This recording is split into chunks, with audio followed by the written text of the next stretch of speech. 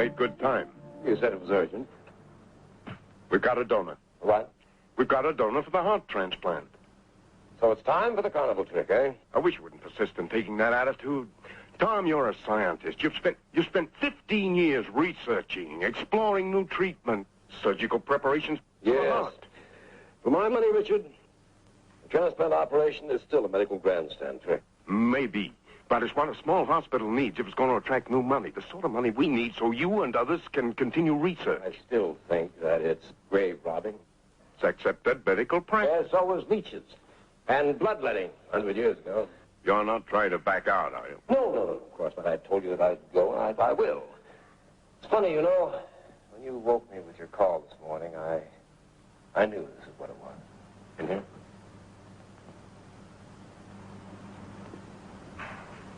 What's his name? His name is Gabor Scorzini. Came in earlier this evening. I ran the tests on him myself. The negative reaction potential of his heart in the new body is in the lower 10% group. Couldn't find a more perfect donor for your recipient.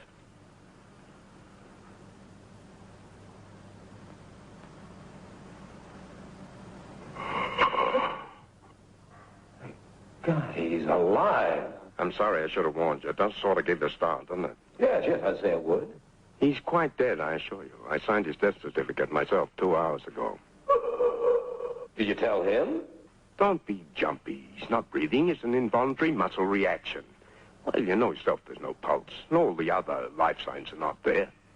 The least you could have done, Richard, is supply me with a donor who was definitely dead. Corpses have been known to sit up and at times even speak, hours after their death. As certified by an all-knowing physician. I resent that. That man is dead.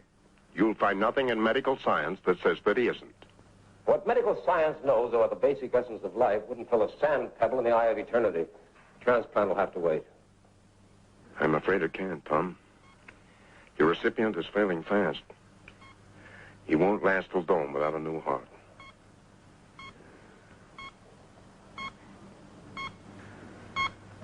He's a scientist, you know, like us. The other person who knows. I can't force you. It must be your decision.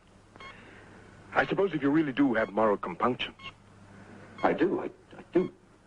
In that case, there's nothing more to be said, is there?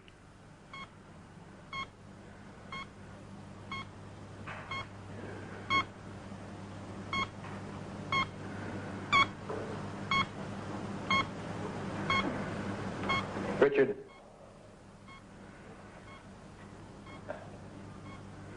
What about my work here in the hospital? Without new funds, I'm afraid this was our last chance. It's either his life or mine. I don't believe there is any life in him, Tom. But if that's the way you want to put it, I guess that's what it comes to. Whatever you decide, you don't have much time.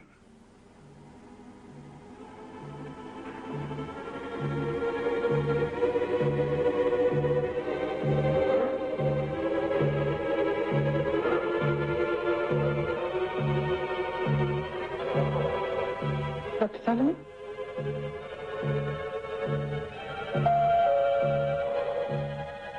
Her operating rooms 3 and 4 for heart transplant surgery.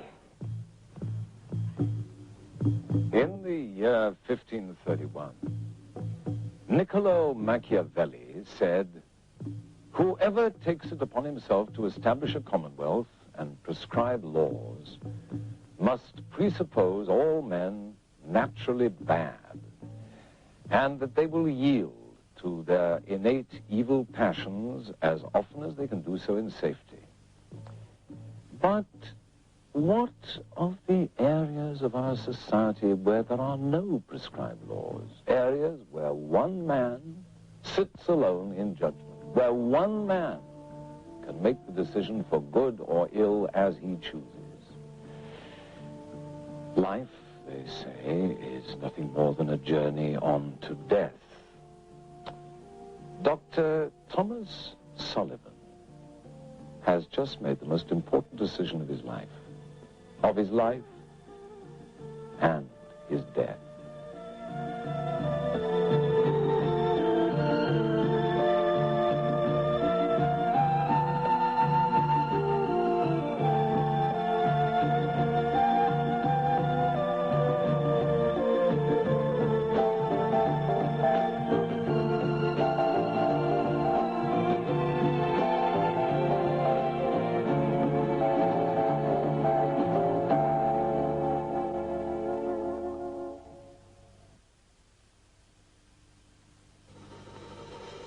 For 15 years, Dr. Thomas Sullivan toiled long, hard, and underpaid hours, satisfied that his main reward lay only in the progress of his research itself. But time and fear of the future catches up with all men sooner or later. For Thomas Sullivan, it was fear that his work would come to an end, and that perhaps his accomplishments would never be recognized. It was a crisis. And out of the crisis came a compromise. And out of the compromise, death. A death he can't leave behind. We interrupt this program to bring you a special news report. This is Roger Brennan. A heart transplant operation took place in our city. Tom, hurry, you're on TV. As we slept. The medical first for our city took place at Parkman Hospital. The 4-hour and 40-minute operation involved this man, Gabor Skorzeny, a 39-year-old night worker who lost his life earlier in the evening in a 3-car collision on the Coast Highway. The successful operation was performed by Dr. Thomas Sullivan, the noted heart specialist. Suddenly, I'm a noted specialist. You've always been noted to me. Yes, well, unfortunately, dear, you don't constitute the powers to be in the World Medical Authority. I can't ignore you any longer. That's marvelous. I didn't ignore the Nazi doctors at Auschwitz either. Could we have some cream, Ruth? What, dear? Nothing. Is something troubling you? No, I just have a few problems with ethics, that's all. Essex, I don't think I know him. No, dear. Ethics. He's an old friend I may have just met an enemy of. Oh, Tom, what a shame. I'm sure it can't be your fault. You haven't got an enemy in the world. Yes, dear. Well, if I can help you with a little problem in any way, I will. We'll start with the party tonight. A party? Well, you won't let me do anything else with my money. For what? For my husband. For the newest noted heart specialist on the medical horizon. Hello, darling. Yeah, where is he? Over there. Darling, congratulations. Thank you, Joe. Thank you. Go have a drink, won't you? Oh, yes. You feel so much. Why not? What's the matter? What's so funny? Oh, your husband, man. You know what? I just told him that the public relations people at the hospital want him to do some TV talk show. You know, he said, well, what's this got to do with my research? What? Well, Richard, he is, after all, first deductive. The Fields Foundation is coming down to look at my work. Oh, Tom, that's wonderful. They'll come in with a nice fat grant, too. The other foundations will come in any moment from now. Telephone call for you, Dr. Sullivan. But thank you. We'll take it in the bedroom. Excuse me. Yes? Thank you very much. Darling, I am so proud of you. Everybody's called. The mayor's wife, Mrs. Ford, for luncheon on Thursday. All the harpies all in a row. I'm just so glad you're finally going to get the recognition you deserve. You know, Anne, I've been thinking. It doesn't really matter whether he was alive or not. Well, what really matters is the hundreds, maybe the thousands of lives that I'll be able to save because I did perform the operation and I can go on with my work. Does that sound pompous? Oh, I better get that telephone.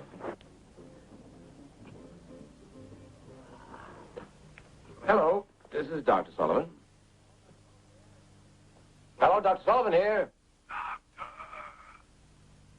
Hey, who is this? This is Gabor Skorzeny. Why did you do it, Doctor? Tom, you all right? What's wrong? Nothing. Something's wrong. Who was on the phone? It was a practical joke. Yeah. Richard! Hmm? Oh, Tom. Richard, you didn't happen to put together a funny little surprise for me last night, did you? How on earth did you ever find out? Well, it was just a guess, actually, but I must tell you that I didn't find it very funny at the time. Oh, I'm sorry. It's just that Ann thought that if we were going to... Ann was in on that? Had to be. How else were we going to surprise you with a banquet next week? Frank, what are you talking about? What are you talking about? With a telephone call. Telephone call? I don't know anything about a telephone call. Wait for a minute. Dr. Marshall, you are wanted in your office. Dr. Sullivan, telephone, please. This is Dr. Sullivan. Dr. Sullivan is on the line. Go ahead, please. Doctor! Why did you do it, Doctor?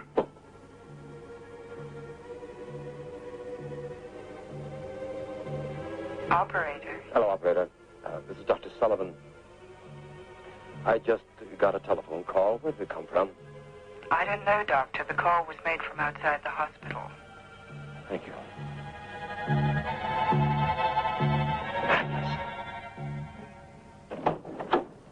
There's something I can do for you, Dr. Sullivan. Oh, yeah, about the body of Gabor Scazzini. Yeah, there's a funny one for you. What's the matter? Well, after you called and said you'd like to have a look at the body, I went back and checked. He's not here. What do you mean he's not there? The funeral parlor must have picked him up. No, they weren't supposed to pick him up until this evening. Well, if they haven't got him, he's got to be back there. Now, wait a minute. You must have misplaced him in one of your lockers. Look, I checked. You just don't miss a fella that's had his heart cut out. You mean to tell me that he just walked out of here?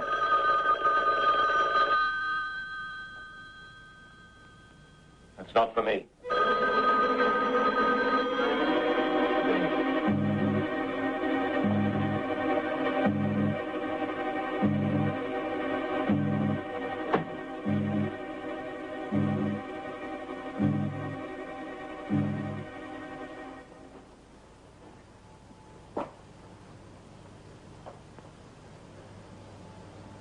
Impossible.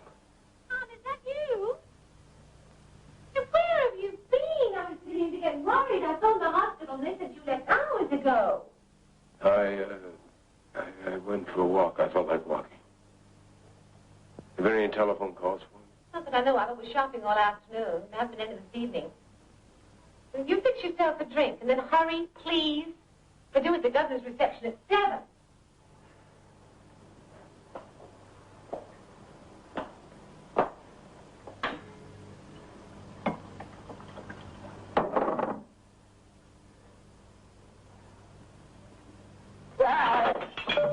Yes, dear? Man! Man, did you cut yourself today? What? Did you bleed? Did you cut yourself? No, whatever are you talking about? Hey, do you want me to get that phone? No, I'll Mr. Sullivan. Doctor. So I thought it might be you. I came to see you, Doctor. Yes. Doctor. I want to help you. I want to do everything I can for you.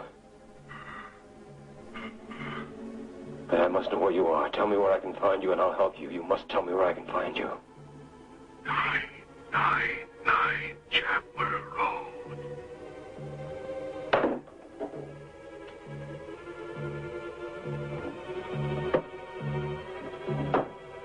Who was it, dear?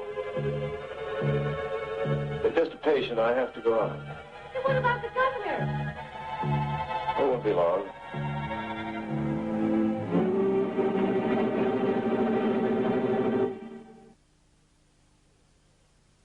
"999 Chapel Road." It sounds familiar. Oh, of course, that's the old Scorzini place. Them Scorzinis. They were some weird people. Right down to their last one. I went to school with their son. He got his name in the paper the other day. He was the one they took the heart out of for that transplant. Yes, I know. I read about it.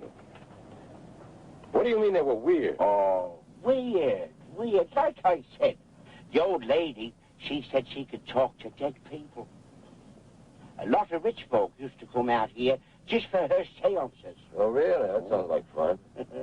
The old man, he didn't think it was much fun. I guess he got to thinking that some of them ghosts that was visiting his wife had too much flesh on them. What happened? He blew his brains out one night, but not before he got a double-edged axe and chopped every wood's head off. What about the son? Told you they was weird people. Now, the next morning, the cops come round, and there was all them bodies, bloody bodies, laying all over the house. And the kid, his head was split wide open with an axe. Well, the cops and the doctor, they said it should have killed him. But there he was, sitting as large as life, eating his breakfast as though nothing had happened.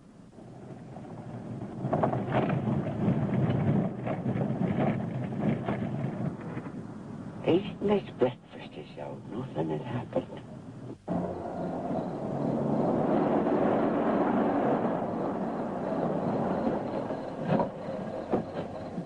Are you sure you want to get out here, mister? No, but I have to. It's worth an extra $5 to me if you'll stay. No, thanks. I got my own problems. $10!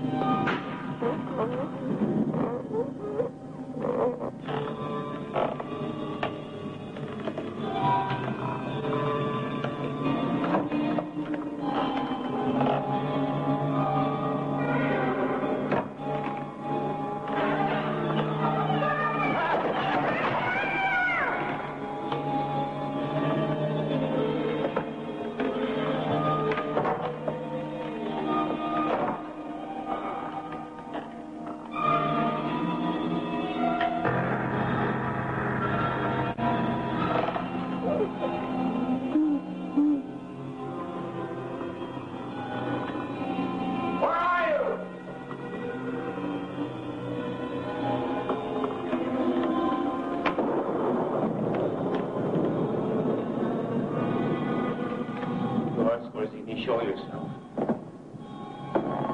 If you're not, I'm leaving. Doctor!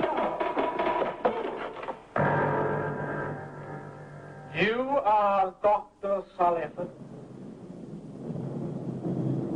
I am Gabor Skorzeny. But of course, we have already met. You are not Skorzeny. You're an apparition. Why did you do it, Doctor? You're dead. I know you're dead. Why didn't you save me? You stay away from me. You took my heart, Doctor. You're dead. I know you're dead. I killed you. No, you were dead. Mother said I would live forever. What do you want? I want your heart, Doctor. No.